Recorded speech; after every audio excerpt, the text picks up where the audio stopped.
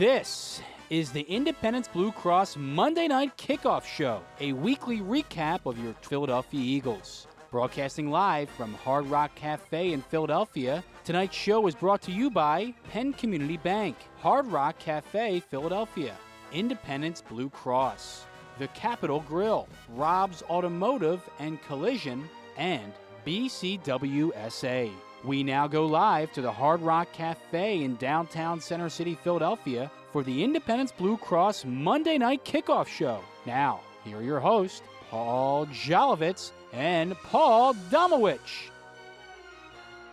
And welcome to another Monday night. This is the Independence Blue Cross Monday Night Kickoff, not from the Hard Rock Cafe. 2 more weeks of virtual, and then we'll be back at the Hard Rock December 19th. We got a contest to tell you about during the show. I'm Paul Jolovitz, along with Paul Domowitch. Our guest tonight is former Viking quarterback, played for 4 teams in the NFL. The NFL's MVP in 2002, a contributor to the 33rdteam.com, and a Philadelphia native from St. Joe Prep, University of Delaware, Mr. Rich Gannon. Rich from Minnesota, thanks for being with us tonight. It's great to be with you guys. It's always great to be back in the Philadelphia area. As you guys know, my family's all from Philadelphia. We have a summer home in Ocean City, New Jersey. I was back in Philadelphia for Thanksgiving, so the Delaware Valley is still very near and close to my heart. Nice. Very well done, Rich. And Damo, I know it's close to yours too.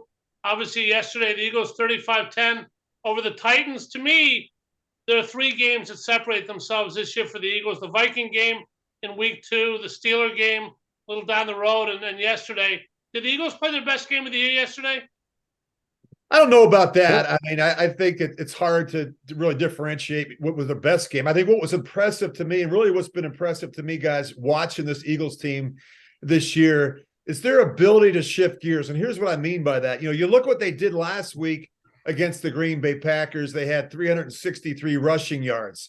This week, they know they're playing against a really good run defense in the Tennessee Titans, 3rd in run defense, giving up only 84 yards a game. The Titans weren't going to let the Eagles run the ball. So what did the Eagles do? They threw for almost 400 yards, 380 passing yards. So, you know, I think that the development and the emergence of Jalen Hurts this year, I mean, he's an MVP candidate. I remember this time last year, a lot of people weren't so sure if he was a long-term answer at quarterback for the Philadelphia Eagles, but he's really playing well. I think their ability to push the ball down the field, to beat you a number of different ways. They've got a great offensive line, a great running game, a quarterback that's a part of it, a defense that came up with 6 sacks yesterday and held one of the best running backs in the NFL to 30 rushing yards. I mean, the Eagles are doing a lot of the little things right, and they're 11-1, and I think they're the best team right now in the NFL. Tomo, you got them at the top of your rankings too, don't you? Yeah. Rich, into last year, I mean, everybody thought Jalen would be better this year. The question was how much better? What was his ceiling? I mean, what were your thoughts after last season? And what's been the thing that's most impressed you about his improvement this season? Well, I think his decision-making and his accuracy from the pocket, Paul. I mean, you go back to his first year where he played in, 4 or 5 games. He was completing 52%. That number jumped up to 61% last year. We typically see a lot of improvement from year 1 to year 2 with a young quarterback. But the numbers this year are even better. He's up over 67%. You know what's interesting? Those numbers are very similar to what Josh Allen did his first 3 years in Buffalo. I remember the narrative on Josh Allen after his second year in the league. He's not a very accurate thrower. Not sure if he's the long-term answer. And now we're talking about one of the best quarterbacks in the NFL. Jalen Hurts is trending in the right direction. I mean, we know about his ability to create and manufacture offense with his legs, but he's become so much more comfortable from the pocket. I think he's seeing the field better. I think his anticipation's better. I think his deep ball accuracy is better. I just been so impressed. And I think the other thing that's really impressive, his ball security. I mean, he's taking great care of the football. He's not putting his team in harm's way. He's done a great job putting the Eagles in a position to have a chance to win each and every week, and that's the sign of a very good quarterback. Rich, football is a little bit like horse racing. A lot depends on pedigree. You were a 4th-round pick, the 98th pick in the draft by the Patriots back in 1984. Jalen was a 2nd-round pick. Both of you came without huge expectations. How much does that play into establishing a role for yourself and moving on in the NFL? Is it easier or harder because of that? I don't think anybody really cares where you're drafted. I just think it's being in the right place at the right time. For me, I spent my first 6 years in Minnesota. I think I had 4 or 5 different quarterback coaches and play callers. That wasn't a very good situation. The good thing about Jalen Hurts is there's some continuity and consistency around him. I think Shane Steichen's done a great job. Nick Sirianni. I think you look at what Howie Roseman's done. They go out and get A.J. Brown. I mean, look at what he has meant to the football team this year. I mean, A.J. Brown had 2 touchdowns against his former team.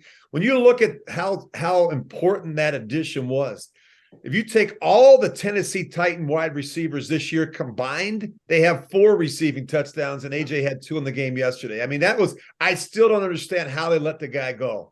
I mean, he's a special player at that position. He's big, he's strong, he's physical. He's helped everybody on that offense. Devontae Smith has benefited as well. Both of those players had 100 yards receiving in the game yesterday against the Tennessee Titans. I just like the fact that, the quarterback is trending in the right direction, right? We're in year 3. I think the game has slowed down for him. We talked about the decision-making, his leadership skills. The other thing is he's taken ownership of it. You talk to those players in that locker room. You talk to Jason Kelsey. You talk to Shane Steichen. He has taken ownership, and that's what the great ones do. Dom, it impressed me a lot that A.J. Brown this week didn't give any silly answers. This is just another game. He talked about how he had this game circled, how it was a big game. He went out, got his revenge on the Tennessee Titans. That was refreshing to me. I hate when guys say, it's just another game to me. Did that hit you the same way? Yeah, I mean, he's a mature kid. He's only been in this league about 4 years. And even during the game, when he scored his touchdowns yesterday, you didn't see him getting in people's face, taunting them. I mean, I think a lot of Jalen has rubbed off on him. I don't know if it needed to, because I think he was mature already. But the two of them have such. They're good friends. They trust. They trust each other. Like Rich said, I mean, he's been had such an impact on Jalen from the standpoint of deep ball accuracy.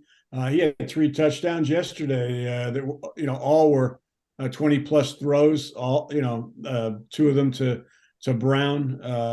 When he puts it up there for both of those guys, he just has a trust in them that they're going to go and get it, and it's impressive to watch. Rich, speaking of going and getting it, it throws me to something about your life. You didn't play a game with the Eagles, spent a year with the Redskins among 4 teams in the NFL, drafted 98th by New England in 1984, but they wanted to move you to defensive back after playing quarterback at Delaware. And there's an Eagle, Leo Carlin, the longtime ticket executive with the Eagles, who's been a nominee for the Hall of Fame, who had a big hand in getting in touch with Bucko Kilroy, a Philadelphia native who was with New England at the time, and getting him moved to quarterback. Can you tell us about that?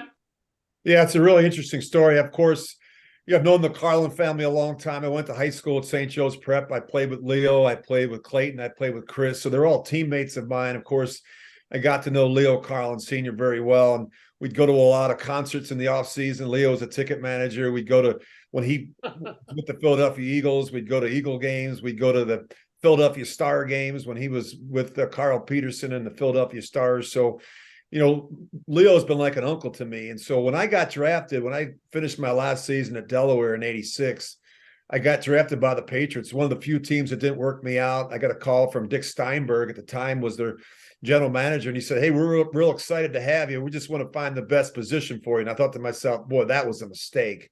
And so my dad was an attorney. I was accepted to law school. I thought to myself, I'm just going to go to law school. And so I called Leo and I told him what was happening. I said, "Look, I just am so disappointed. It was the day the draft night. I was, supposed to be excited, but I was really disappointed." And Leo said, "Let me see what I can do." So Leo picked up the phone and called Bucko Kilroy, who was with the New England Patriots. Bucko obviously had been with the Philadelphia Eagles for a number of years. And so he called Bucko Kilroy and said, "Hey, look, this is like my son. You got to do something here." 6 days later, I got traded to the Minnesota Vikings. And that was really the best thing that could have happened to me. I was an inexperienced player. I came from a smaller program like Delaware, ran the Delaware wing team. It was going to take me some time to really figure out NFL systems and protections and concepts and defenses. And so I had the benefit of playing behind 2 veteran quarterbacks that were both Pro Bowlers, Tommy Kramer and Wade Wilson. Finally got the opportunity to play late in the 80s and early 90s, and I was really appreciative. But I will never forget Leo Carlin's generosity and really his love for me and my family to make that call. Leo might have said, "Gentlemen, start your engines to the NFL," but you took it from there, Rich. You drove a pretty good Indy 500, as we may say, to coin an analogy there. You were the MVP of the NFL in 2002. You played in the Super Bowl with the Raiders. What was that career arc like? What was it like to get to the top, and how did it feel when you were named the MVP? It was a challenge. I as I said, got my start in Minnesota, but it was never really my team. I played behind some veteran quarterbacks who went through some coaching changes. That was a struggle. And in '92, Denny Green came in, and I was 8-3 as a starter. We had a 3-game lead in the division, and he sat me down for 2 weeks. And so the following year I got traded, and I went to Washington. They were an aging team. I didn't get there until September.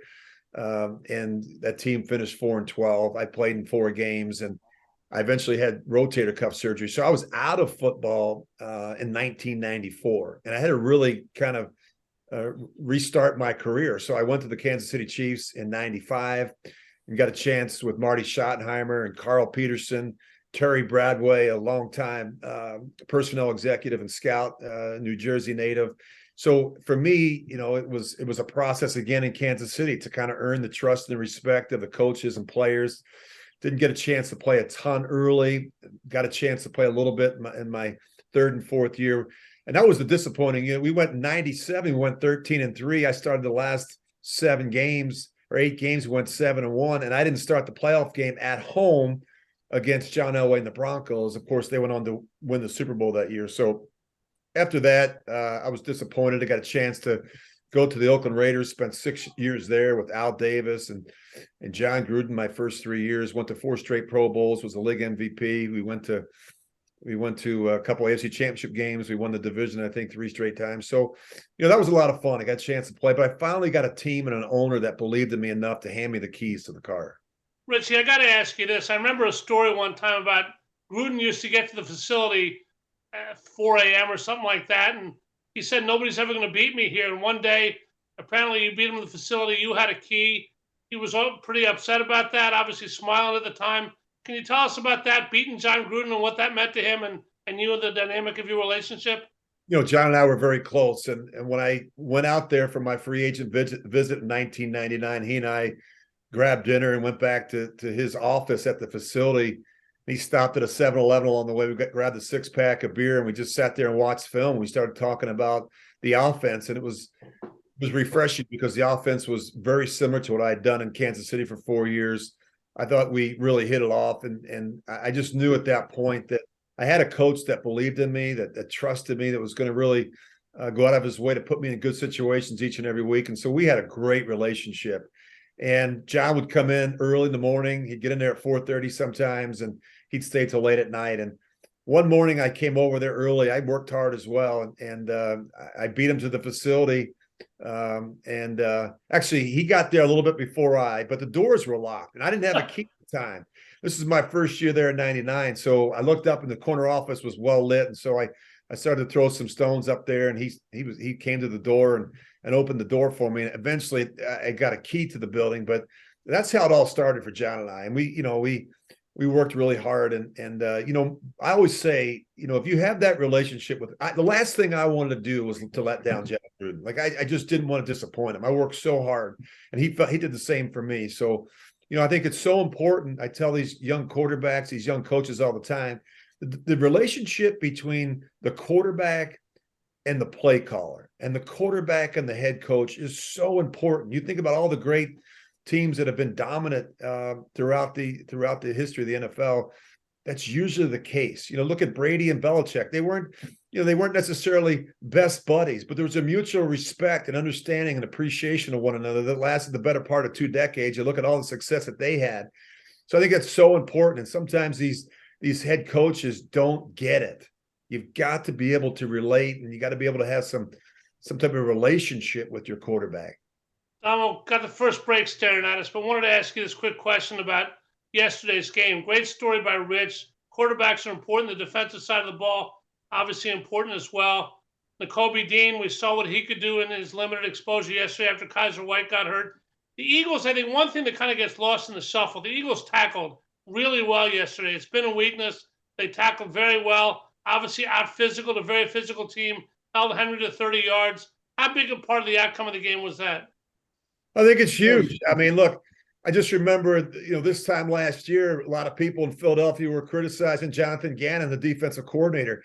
I think Howie's gone out there and done an amazing job. You look at the additions that they have made defensively, really at all three levels of that defense: defensive line, linebackers, secondary, corners, safety play. CJ Gardner-Johnson, hopefully he comes back soon. But I mean, I think they've done an amazing job. They've got great depth on their defense, and that's so important. I mean, just look at what happened just the last 10 days. You go out and sign Linval Joseph, was a really good player, and Ndamukong Suh. A couple of weeks ago it was Robert Quinn. I think the Eagles are putting all their chips on the table. They're not trying to build for the future. They're trying to win a world championship this season. They're all in, Damo, aren't they?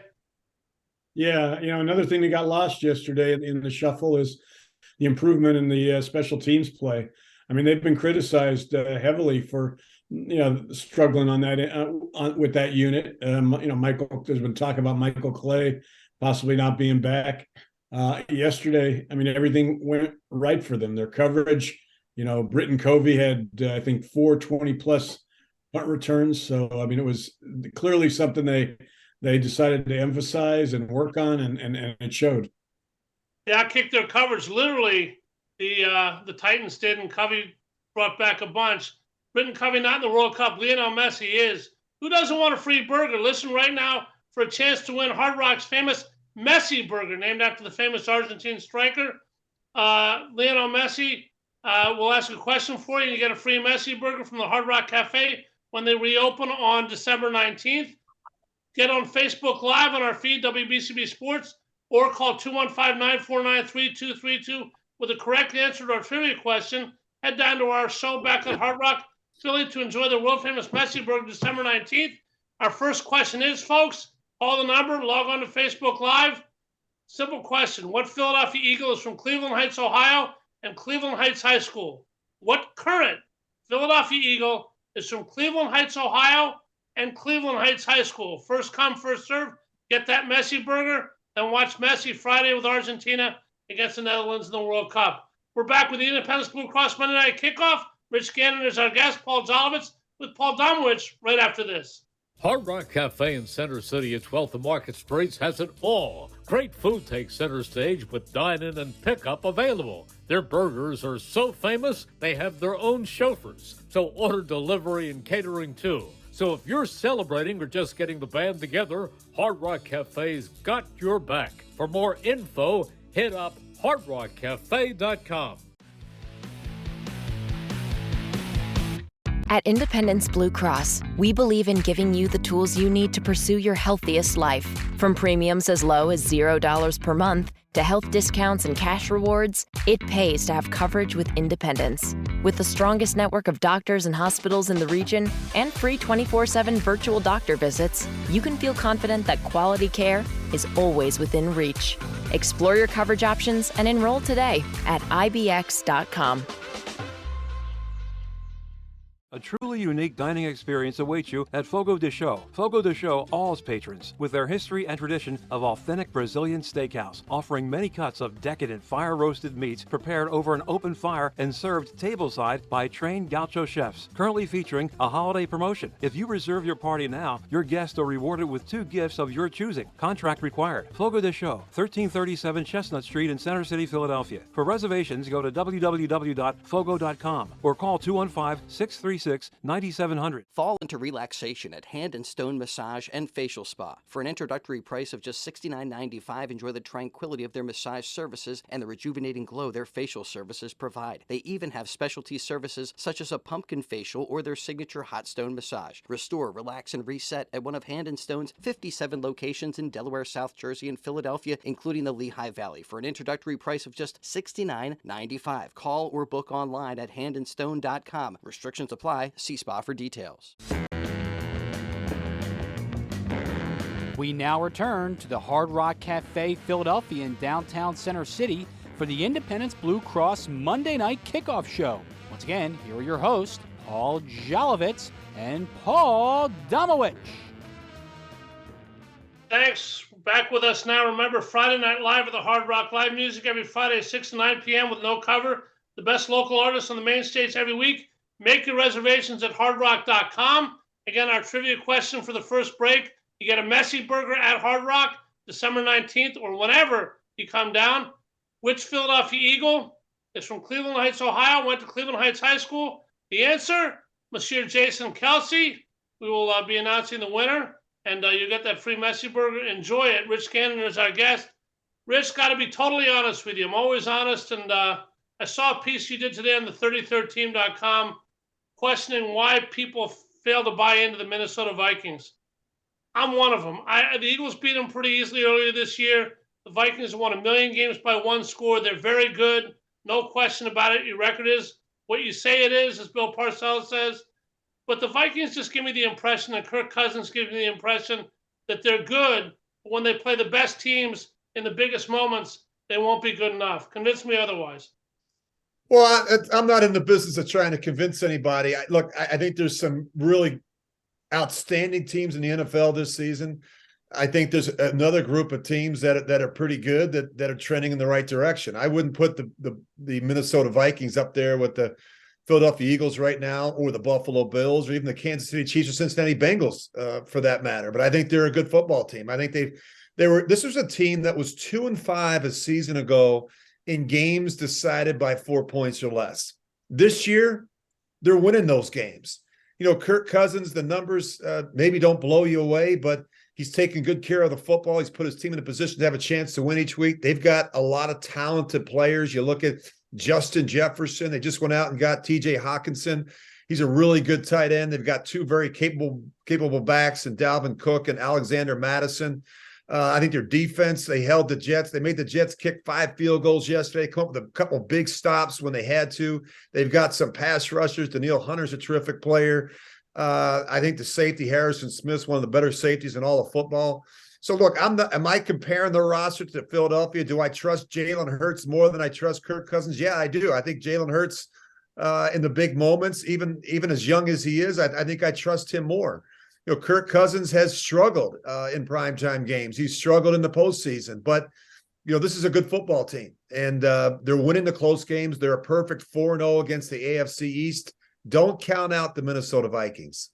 All right, Domo, you rank the teams every week for the 33rdteam.com. Who you got in your top 5 this week? Well, the Eagles are back up on top after the Chiefs lost. Got Buffalo second. Cowboys moving up to third. Chiefs down to fourth. And then San Francisco 5, Cincinnati, Minnesota. The first question that comes to mind, obviously, we'll talk about the Cowboys in a second. Obviously, Eagles on a 3-game road trip, play them on Christmas Eve. But San Francisco loses Garoppolo yesterday for the rest of the season. Brock Purdy, Mr. Irrelevant. I liked him at Iowa State. Didn't think he'd be in this position. He leads the 49ers, who have a terrific defense. Obviously won a game yesterday they needed to win. Is Brock Purdy good enough to do it for them? What's your impression going in of Brock Purdy? I just saw some of the highlights yesterday, and I was actually impressed by him. I too saw him at Ohio State and liked him a lot. But I want to see what he does. Now that he's going to get a chance to start, I'd be interested in what Rich has to say about him and whether that's going to be something. I think the one thing about the 49ers, I think that their running game and their defense are going to help offset the loss of Jimmy G. But whether Purdy's enough to get them over the hump. What do you think, Rich? Well, Rich, let me get in advance one quick thing, because obviously the Carolina Panthers released Baker Mayfield today. You can't pop in and play quarterback the next week in the NFL. It takes some time to get used to a system. But do you see the 49ers potentially picking up a Baker Mayfield or somebody else like that?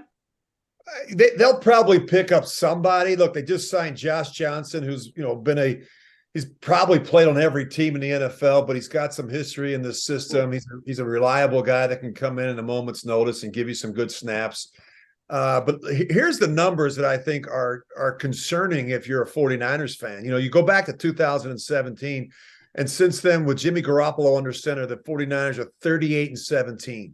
Without him, they're 9-29. So I too was impressed with what I saw from Brock Purdy yesterday. I thought he came in there. I thought he looked very comfortable. The moment wasn't too big for him. I think it speaks volumes about what they have done as an offensive staff.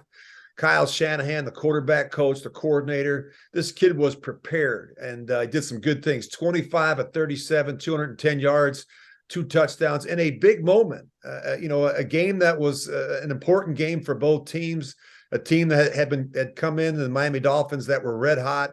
I thought that showed a lot, and I think this is actually a pretty good situation for the young quarterback. They've got a lot of talented players, Ayuk and Samuel, and the tight ends outstanding. Kittle. They've got a couple really good backs.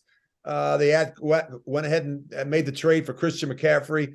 And their defense, guys, this is the best defense in football right now. I really believe it. D'Amico Ryans has done an outstanding job. They're number one in just about every major statistical category. They dominated the Miami Dolphins yesterday. Dolphins didn't have a single first down on third down. They were 0 for 7 on third down. They came away with 4 takeaways. You look at their ability to rush the passer. Nick Bosa had 3 sacks in this game. The 49ers are going to be a formidable opponent come January. Damo, I made the mistake last week of thinking that Tampa Bay was going to somehow hit the button and move on in the second half of the season. They played poorly last week. They play on Monday Night Football tonight against the Saints. Everybody's wondering who's going to challenge the Eagles in the NFC. Are the Eagles a Super Bowl team, a Super Bowl winner? We know about the Cowboy game on Christmas Eve.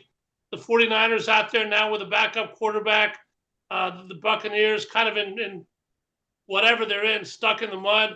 The Vikings out there. Who do you see as the second best team in the NFC right now, and why? Well, right now I would say the Cowboys. I would have said the 49ers, but because of the uncertainty of quarterback, watching that game last night, I mean, Atlanta just kind of quit on Jeff's Saturday. That was kind of sad to watch in the fourth quarter. But they're starting to get their act together. I don't know whether they're going to end up with Odell Beckham or not. I don't know whether he's going to be able to help anybody this season, but just going by what they have right now, that defense, their running backs, Gallup's starting to come along at wide receiver. I would say right now, the Cowboys might be the second best team in the NFC. I got an interesting stat for you guys. I just saw this earlier today on social media. If you look at all the starting quarterbacks right now of current NFC teams that are in contention for the playoffs, and you look at their career playoff wins, okay? Jalen Hurts, 0. Kirk Cousins, 1. Brock Purdy, 0. Dak Prescott, 1. Daniel Jones, 0. Geno Smith, 0. Tom Brady, 35. Wow. I'm just telling you, I don't think the Buccaneers are a good football team. Their offensive line's beat up. They can't run it. They're having a difficult time pushing the ball down the field, scoring points. Their defense has been a major disappointment compared to what we've seen from them in the past. But they're getting a bye each week. I mean, they play the NFC South, and look what just happened in San Francisco. So they lose Jimmy Garoppolo. I mean, the Buccaneers may get into the postseason and avoid having to play Philly and Dallas the first playoff game, and this could set up well for the Buccaneers. Some teams get hot late in the month of December and into January. I'm not so sure the Buccaneers will be that team, but Tom Brady, I've seen him do stranger things. Well, that's true. I mean, playoffs are about being hot and healthy at the right time. Guys, either one of you can answer this one. The Eagles, toward that effect, Rich was talking about the Buccaneers on the lines. That's where the Eagles really won the game yesterday. Jalen threw the ball well. Obviously, they ran the ball 2 weeks ago. They can beat you with anything. But the Eagles out-physical the most physical team in the NFL on both lines. Obviously, they had the penalties on the offensive line, which need to be corrected and cleaned up. But how surprised were you guys at how physical the Eagles were against a team like Tennessee on both lines and on special teams yesterday? I thought it was their best performance defensively as far as that front four. They didn't blitz much yesterday. didn't send five very often, and they got constant pressure, and they got it at the right time. And I think 3 of their 5 sacks were on third down. They now, they lead the league right now in third down sacks. I mean, and third down interceptions. They're making the big plays when they need them in big situations. All right, Domo, you got a trivia question for us now. Remember, folks, if you want to hit the trivia question, 215-949-3232, 215-949-3232, or message us on Facebook Live for your free Messy Burger at Hard Rock on December 19th. Domo, your question is? My question is, Jalen Hurts is tied for third right now in rushing first downs in the league with the Lions running back Jamal Williams. They both have 53. Who's first and second in rushing first downs right now? First and second in rushing first downs. Get to that. You can have that Messy Burger. I want to remind you to join us at Hard Rock for live entertainment in the cafe every Wednesday. Enjoy some great food and happy hour drink specials every Wednesday, 5 to 7 p.m. at the Hard Rock in Philadelphia, where we'll be again on December 19th. We're back with the Independence Blue Cross Monday Night Kickoff in a second. Stay with us, Hard Rock Cafe in Center City has it all. Great food, free live entertainment on Friday nights, and they're the epicenter for special occasions. Let them rock and roll to you with catering for your next gathering, or book a private event space for your band's next meeting. Whether it's lunch, dinner, or late night, let them turn it up at Hard Rock Cafe at 12th and Market Street. For more info, visit hardrockcafe.com. I'm always striving to live my healthiest life, so I need a health plan that has my back. With Independence Blue Cross, I get access to the largest network of doctors and hospitals in the region and free virtual doctor visits 24/7. Plus, with premiums as low as $0 per month, I can stay on top of my health and keep my budget in check. Independence has given me coverage I can count on, and they'll do the same for you. Explore your coverage options and enroll today at ibx.com. A truly unique dining experience awaits you at Fogo de Chão. Fogo de Chão awes patrons with their history and tradition of authentic Brazilian steakhouse, offering many cuts of decadent fire-roasted meats prepared over an open fire and served tableside by trained gaucho chefs. Currently featuring a holiday promotion. If you reserve your party now, your guests are rewarded with 2 gifts of your choosing. Contract required. Fogo de Chão, 1337 Chestnut Street in Center City, Philadelphia. For reservations, go to www.fogo.com or call 215-636-9700. Don't hang out alone in the man cave this football season. Hang out at Cheerleaders with sexy entertainers, $4 Miller Lights, Jameson specials, and awesome game day prizes during all Sunday and Monday football games. Stop in before, during, or after the game to see your favorite entertainers and your chance to win an awesome game day prize. The most epic game day experience is at Cheerleaders Gentlemen's Club, where champions play. Open daily from noon till 2 a.m.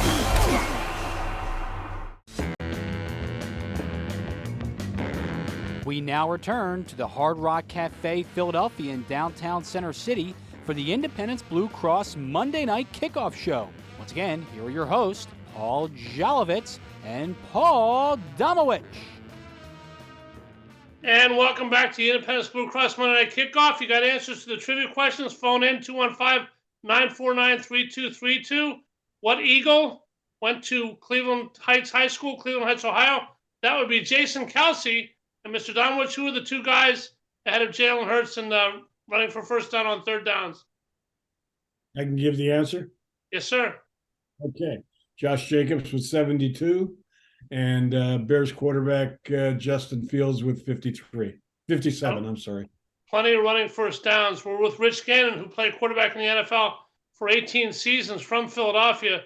Rich, yeah, it's a stretch. In fact, it's ridiculous, but I want to mention this anyway. Eagles may not be the best team in Philadelphia this year. I think they'd be a slight dog to St. Joe's Prep. Maybe they could take them, but your high school football team has turned into an absolute bear. They've won like 29 state titles lately. Beat Garnet Valley, who was 13-0, like 48-0 Saturday. Is your high school football team better than the Eagles? I don't know about that, but I think they're certainly one of the best in the state of Pennsylvania. I mean, you look at.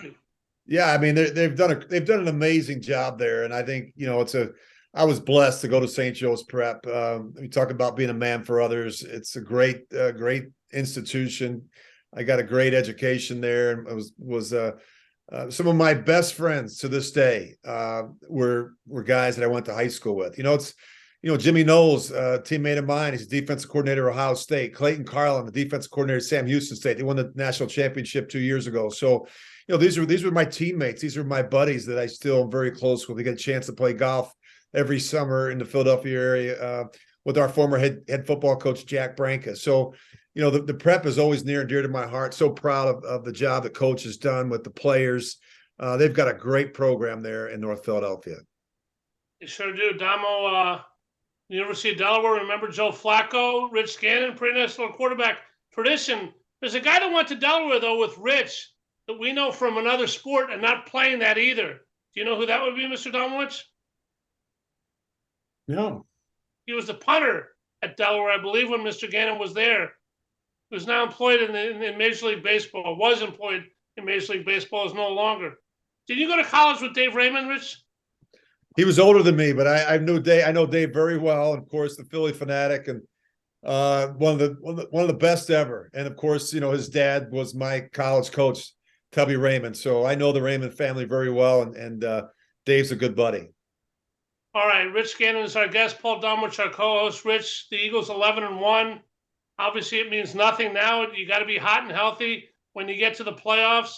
What's the hardest part in the NFL of maintaining momentum, being good in the middle of the season, the beginning of the season?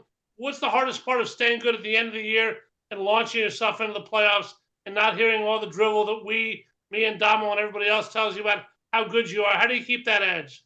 Well, there's a lot that goes into it. I mean, I think you need a little bit of good fortune. I mean, you want to be a healthy football team when you get into the postseason. You want to be playing your best football in all three phases. I think you want to be playing with some confidence. I mean, I look at the Philadelphia Eagles right now, guys. We've been talking about the Eagles a lot here through the first 30 minutes of the show, but I mean, they're a confident football team. We just talked about, what they did 2 weeks ago to the Packers. They just ran up and down the field. This past weekend, they threw the ball over the field. I think their defense is, I think this is a team, when you look at especially what they've done in the second quarter this year, but they build these leads in the first half, and then they lean on you in the second half. You talk about being a physical football team. This is a very good offensive line that can maul you in the running game. You got a defensive line that can pin their ears back when they get a lead and get after the quarterback. They've got depth along that defensive line. They can roll 7 or 8 players through there to keep those guys fresh. They've got experience in some key areas. So I think when you put all that together, I think they've got a good locker room. And I think that's important. I think they've got very good leadership. This is a team that's very focused, very determined. And I think that goes a long way into playing your best football when it matters the most in January. All right, simple question then, Damo. Obviously, Super Bowl 5 years ago. Is this team better than that team? Is this the best Eagle team of your lifetime? We've heard about when they start 11-1, what they can do. This team hasn't won anything yet, but what's their potential? What's their ceiling, in your opinion? Well, I mean, I think they're good enough to win the Super Bowl, but, we have, the only way to find that out is to wait and see. If they don't, if they have a bad day at the office in the divisional round, nobody will be talking about him as one of the best Eagle teams ever. So it comes down to how you finish, not how you start or how you are in early December. Rich, you won an MVP in the NFL in 2002. I don't think Damo feels the same way as I do, but my personal feeling is individual awards are great in sports, but there really is only one goal, and that's a Super Bowl championship. And the other stuff that comes with it is gravy and icing on the cake. What's your view on that? There's no question. I mean, we all play for the one prize that matters the most, the Lombardi Trophy. And I just, it's hard. And I just, I think that, you look at this football team and it's hard. I'm never comfortable comparing different teams from different eras. And, this is a different football team. This team is going to look different next year. We get into free agency, we get into the draft, but it's what can you accomplish this year? And I think everything that the Eagles talked about in the spring and talked about in training camp is still right there in front of them. I mean, I think, you talk about postseason experience is important. But it's not the most necessary thing. But this is a league that if you don't mind your P's and Q's, it's easy to go out there and get your noses bloodied. I mean, we see it each and every week in the NFL. I mean, the Dolphins were cruising along. They go out to San Francisco and and everything kind of falls apart. You look at the Buccaneers this year. A lot of people picked them to be a favorite in the NFC. They're 5-6 right now. You look at the Packers and Aaron Rodgers. They're 5-8. You look at what's going on in the AFC. Everyone said the best division in all of football is the AFC West, without question. Well, the Broncos are 3-9, and Russell Wilson doesn't look like Russell Wilson. The Raiders are 5-7, although they've won 3 straight, but they're 5-7. You look at the AFC South. I mean, you've got a bunch of teams. Well, there weren't high hopes for Jacksonville and Houston, maybe, but Tennessee is 7-5. The Colts are 4-8. So I'm just telling you, it's that kind of year. I mean, you got a bunch of teams that I think are very good. I think Buffalo is one of those teams. We talked about the Eagles, the Cowboys. I think they're some of the best teams in the NFL, but doesn't necessarily mean that they're going to be the team that ultimately hoists the Lombardi Trophy come February. Joe, the Eagles, go ahead.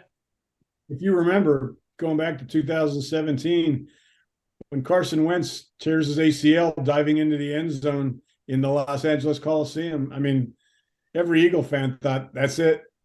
Season's over. No way we're going to win the Super Bowl now. Nick Foles spends 2 weeks, 2 games, getting his act together and getting the rust off, and has a playoffs for the ages. I mean, his third down passer rating in the 2017 playoffs was like 130 something. I mean, it was just incredible. I mean, every time there was a third down, he was making a big play, and then ends up being such a key in the Super Bowl win over the Patriots. So you never know. I mean, well, depth is a big thing in the NFL. Obviously, injuries are what they are. The Eagles playing without Dallas Goedert, Levante Maddox. Domo, I've told you all year that the second Nakobe Dean gets on the field, you're going to see how good he is. And that, to me, he's never going off the field.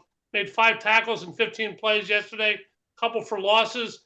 Look at the Saints. I mean, the New Orleans Saints. Eagles are fans of 2 teams, them and whoever plays the Saints, because they have the Saints #1 pick. That could be a top 5 pick, and the Eagles play them down the road. But going back to Nakobe Dean for a second in depth, the Eagles have shown depth with injuries this year. Guys have stepped in. But this guy, to me, is going to be special. He's going to be a terrific linebacker in this league for a long time. Do you share my optimism, or am I going a little overboard on this one? I do. I mean, I like him a lot. I was kind of puzzled why he hasn't gotten on the field more, except for special teams. I think part of it was they feel, that they wanted to bring him along slowly, and that he's because of his size, you got to keep your linebackers clean. And their line wasn't doing that early on. But I mean, I think going forward, this guy's going to be a Pro Bowl caliber player. The size doesn't bother me. I covered Sam Mills. So, you don't have to be 6, unless you're playing for Bill Parcells, you don't have to be a 6'4" linebacker. Rich, you played 18 years in this league, obviously on the offensive side of the ball, but who's the best defensive player you ever played with or against? It's such a hard question. I played against Lawrence Taylor. I played against Reggie White. I played against Ray Lewis. I played against Deion Sanders. I played against a lot of really good players. Rod Woodson was a teammate of mine. I played against him as well. I mean, Derek Thomas was a teammate of mine on the Kansas City Chiefs. So, I'm never really comfortable. I played against Mike Singletary. I agree with Paul. I mean, I remember Sam Mills. I just remember watching him with the Philadelphia Stars, and then I remember playing against him with the New Orleans Saints. I mean, he was a phenomenal player in the Carolina Panthers. So, it's not necessarily, how big you are, but, how quickly you can get from sideline to sideline, how explosive you are. And, Sam just had a nose for the ball. He was a terrific competitor, a great tackler, and a great leader. I remember talking to Jim Moore about him, and, Jim didn't think they could use him with the Philadelphia Stars. And then, they just watched him in a scrimmage one day, and he said, hey, this guy can play football, and the rest is history. So, I think there's a lot of players like that in today's NFL, guys that are a bit undersized, but guys that understand situational football so well, guys that, know how to put their foot in the ground and come downhill with a purpose. And it's good to see this young linebacker playing well. All right, we'll take a look around the league when we come back. A lot of stuff going on in the NFL. One of the guys who Rich played against, Deion Sanders, just got a college job in Colorado. We'll talk about the college playoff when we come back as well. Remember, happy hour at the Hard Rock every Monday to Friday, 5 to 7, with $1 off Bud Light, Sam Adams, and Blue Moon Drafts. $6 House Chardonnay and Merlot, with $5 Smirnoff and Cruzan Rum singles, $7 for doubles at the Hard Rock Cafe. Again, the number for our trivia questions, we've given the answers already. Not too difficult. 215-949-3232. 215-949-3232. We'll dance around the league when we come back on the Independence Blue Cross Monday Night Kickoff. Stay with us. Hard Rock Cafe has it all. Great food takes center stage as they tune up your visit with free live music every Friday night at 6. Sponsored by Conshohocken Brewing Company. See Philly's best rocking the main stage while you enjoy Hard Rock favorites right here in Center City. Pickup, delivery, and catering available. For more info, visit hardrockcafe.com. At Independence Blue Cross, we believe in giving you the tools you need to pursue your healthiest life. From premiums as low as $0 per month to health discounts and cash rewards, it pays to have coverage with Independence. With the strongest network of doctors and hospitals in the region and free 24/7 virtual doctor visits, you can feel confident that quality care is always within reach. Explore your coverage options and enroll today at ibx.com. A truly unique dining experience awaits you at Fogo de Chão. Fogo de Chão awes patrons with their history and tradition of authentic Brazilian steakhouse, offering many cuts of decadent fire-roasted meats prepared over an open fire and served tableside by trained gaucho chefs. Currently featuring a holiday promotion. If you reserve your party now, your guests are rewarded with 2 gifts of your choosing. Contract required. Fogo de Chão, 1337 Chestnut Street in Center City, Philadelphia. For reservations, go to www.fogo.com or call 215-636-9700. Fall into relaxation at Hand & Stone Massage and Facial Spa. For an introductory price of just $69.95, enjoy the tranquility of their massage services and the rejuvenating glow their facial services provide. They even have specialty services such as a pumpkin facial or their signature hot stone massage. Restore, relax, and reset at one of Hand & Stone's 57 locations in Delaware, South Jersey, and Philadelphia, including the Lehigh Valley, for an introductory price of just $69.95. Call or book online at handandstone.com. Restrictions apply. See spa for details. We now return to the Hard Rock Cafe, Philadelphia in downtown Center City for the Independence Blue Cross Monday Night Kickoff Show. Once again, here are your hosts, Paul Jolovitz and Paul Domowitch. We are on Zoom this week. Obviously, we're back at the Hard Rock on December 19th. It'll be bigger and brighter and better than ever. Get down to the Hard Rock Cafe at 12th and Market and have a messy burger, have all kinds of food. It's great there. Whatever you like, there is. And the Hard Rock's in Philadelphia with our guest, Rich Gannon. Rich is from Philadelphia, lives in Minnesota, played in Oakland, all around the country, goes out to California for the winter. So you've kind of been around this country, Rich. People call Philadelphia the greatest sports town in America. I'm not going to argue. You've had perspective from a million lenses. Do you share that perspective? I think so. It's a special place, guys, as you know. I mean, I grew up when the Eagles weren't so good. We got excited when Dick Vermeil came, and obviously was really excited when they won an NFC Championship and went to a Super Bowl. But the Flyers were great when I was growing up. The Phillies, the Sixers, going down to the Plesser, watching the Big Five. I mean, there's something special about Philly fans. They're passionate, they're loyal, they're committed, they're rowdy. And I'll tell you, I got a chance to play in Philly a number of times. Came there as a Viking, came there as a Chief, came there as a Raider. I can tell you it's one of the hardest places to play. The fans let you know it from the time you get off the bus till the time you step on the field. And it's a special city. There's no question about it. All right, Dom, well, this week's not in Philly, but the Eagles go up for the first of 2 against the G-Men, who they haven't faced this year. Early 7-point favorites. Giants aren't playing their best ball. Tied with the Commanders yesterday. Your thoughts about the game Sunday and the schedule going on? Yeah, a couple of weeks ago, I felt that a sweep against the Giants probably wasn't going to happen. I thought they get out of it winning 1, losing 1, they'd be okay. But the Giants are struggling right now. I mean, Saquon's, he's gone quiet at the worst time. He's averaging like 3-point-something a touch right now, rushing and receiving yards. They really struggle to put up points. Their defense is is doing a decent job. Wink Martindale is going to blitz the hell out of Jalen on Sunday, and it'll be interesting to see how he deals with that. And but I look at it now and think maybe a sweep is not so going to be so hard for them. Rich, you see a sweep in the offing? I do. The Giants are struggling right now, as Paul said. I mean, they've not won an NFC East game yet this season. They're 0-2-1. Disappointing tie against the Commanders. Now, I think when you look at their offense right now, if Saquon Barkley doesn't have a big day, and I mean, a day where he rushes for at least 150 yards, it's just too difficult. Daniel Jones, I'm telling you, has actually played fairly well this season. They're not very good on the perimeter. I mean, their passing game is bad. And I think, Brian Dable, they've got to be able to manufacture plays to, move the chains and make first downs. But they've got a good defense. They compete. They'll get after you. They had 6 sacks. I think this past week, or 5 sacks against Taylor Heineke. The thing about the Giants, you got to play for 60 minutes. I mean, they're not the prettiest team, but they'll play hard. They'll punch you in the mouth. They're going to be physical with you. Both of those games will be a challenge for Philadelphia, but they should win both games if they take care of the little things. But it starts with stopping Saquon Barkley. The last 2 weeks he's been a non-factor. It's kind of like the Tennessee Titans. If Derrick Henry doesn't have a big day, it's going to be hard for the Titans to win. I think the Giants are a very similar football team. So much is dependent upon their success running the football.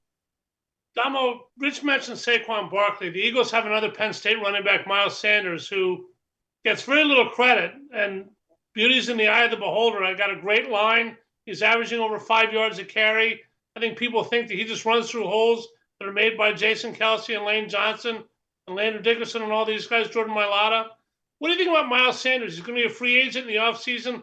Got to sign him if you want to sign a second contract or he goes out in the open market. What are your thoughts on the year Miles Sanders having, and do you think he is underrated? Yes to both. I mean, he's having a terrific season. He drives me crazy sometimes because he wants to take everything outside, and that's frustrating. But you look at the numbers, and now he's starting to help them in the passing game with Goddard out, which is another plus. I don't know what's going to happen with him as far as the second contract here. There are so many good running backs, Josh Jacobs, others that are going to be on the free agent market or available after this season. The cap's going way up. But the Eagles are going to have to sign Jalen. Remember that. We don't know that he's going to get signed right away, though. So, look at Lamar Jackson. We're 2 years into, to when they could have signed him. And he's waiting for something they're not willing to offer yet. So, and besides, I still think, if they sign Jalen, generally when the Eagles sign, most of the deals Howie does, the first year is very low cap wise. So, that wouldn't be, I don't think that'll be a factor. With Miles, I think what's more of a factor is how much money they just want to invest in the running back position as a whole. Kenny Gainwell's a promising running back. There's other guys out there. So, I think the odds are against them re-signing Miles because of what he's going to want and what he might be able to get elsewhere. But, if they win the Super Bowl this year, he's going to be a big part of it. Rich, I got to ask you this question. Whenever Damo and I have an ex-athlete on or any other show we have ex-athletes, you look at the zeros and the commas that today's players are making, especially at the quarterback position, especially guys who won MVPs and had success like you. You made good money in your NFL career. We didn't make Jeff Bezos type money. Obviously, we're going a little overboard there. But any regrets as to the money situation in football right now that you missed out?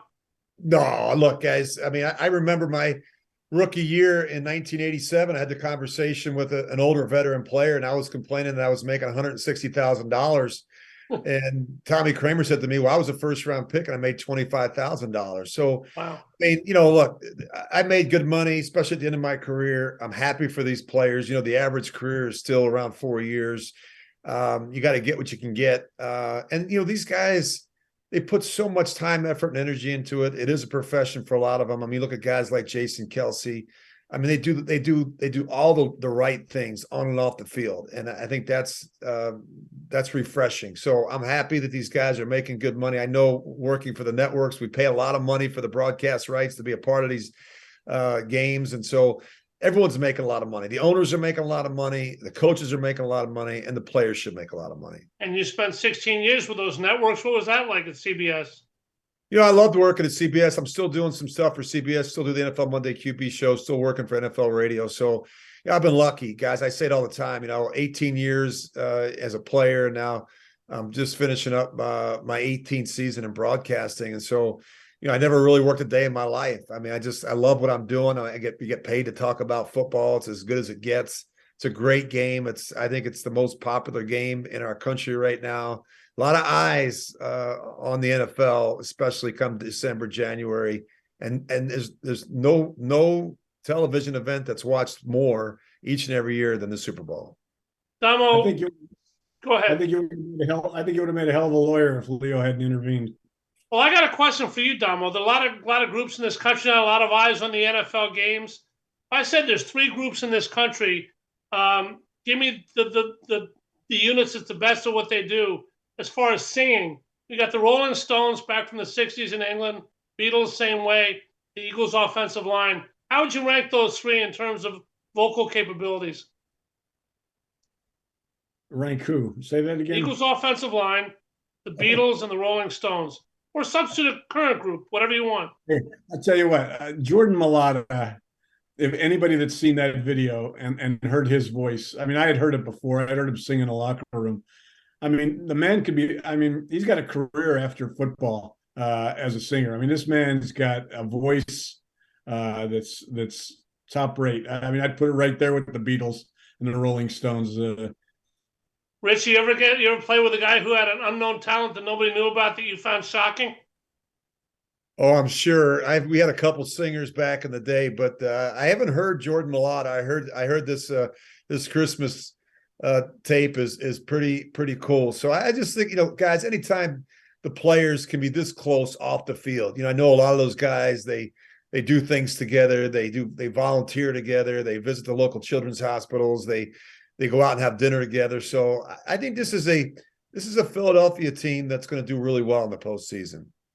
Domo, real quick, go ahead. I was going to say, watching that game last night early on, after about the 5th false start, I'm thinking, boy, they're gonna have that Christmas album thrown in their face a little bit. Well, maybe they got a little bit high on the hog with the game. Got just about a minute, Domo. Any quick thoughts on the NFL as we head into a boring Monday night game tonight? Let's just be honest, it's football, but it's the Saints and the Buccaneers. Anything strike you from around the league yesterday? It's the same thing that's been happening all season. Just one close game after another. You don't have to wonder why this is the most popular sport in the world.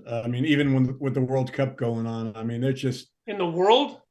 Do you know the World Cup games outranked the Super Bowl about 10-1? Not even close. Well, U.S. is a big country, but still, you know what I'm saying. It's just, yep. It's just anybody can beat anybody. That's. I do these rankings every week and trying to figure out, I'll have people tell me, well, this team lost to this team. Well, yeah. And then the week before they lost to this team. So that's what makes the NFL so much fun. It's just so unpredictable. They should make a movie called Any Given Sunday. Wait a minute. They did make a movie called Any Given Sunday about the NFL, where we've been talking the last hour. We've had a great time. Rich Gannon, our guest from Philadelphia, played 18 years in the NFL. Broadcast another 16, has a great perspective. Rich, thank you so much for being with us. Good luck down the road.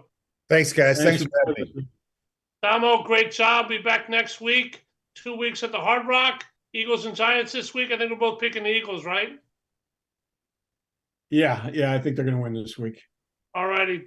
That'll do it for this Independence Blue Cross Monday Night Kickoff. I'm Paul Jolovitz, Brianne O'Neill, and Keith Noonan produced this fine program.